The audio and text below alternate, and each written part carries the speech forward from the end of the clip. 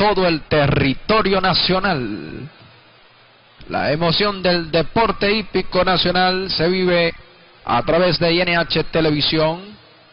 Bien, se abrieron las puertas. En la cuarta carrera, Sabatina Bambolina retrasa, queda en el último lugar a la punta Venice, colocando 2 cuerpos y medio sobre Señorita Victoria, que anda en el segundo, en el tercero Muy Mía, hacia el cuarto por dentro, se pega a la baranda interior y viene accionando el ejemplar Siempre Guerrera, en el quinto Gelú y hacia el sexto Abuela Carolina, séptima se está quedando Bambolina, octava y última Nonna Vita. Del primero al último hay aproximadamente unos 15 cuerpos, las mencioné en su totalidad, van rumbo al rayado en 22 segundos con un quinto. Registra el primer parcial, domina Venice, la prueba Venice, está adelante, marcha al frente Venice, 2 cuerpos y medio mantiene sobre Siempre Guerrera, en el tercero Señorita Victoria, hacia el cuarto Gelú y en el quinto viene avanzando por la parte central de la cancha Muy Mía, luego de esta viene avanzando Abuela Carolina, quedando Bambolina y Nonna Vita en el último lugar, giran así la última curva en 45 exactos, ya estamos en plena recta definitiva, Venice está en la punta, Venice adelante, Gelú pasó el segundo, desde el tercero cae por fuera en los metros finales Muy Mía, entre ellas Siempre Guerrera,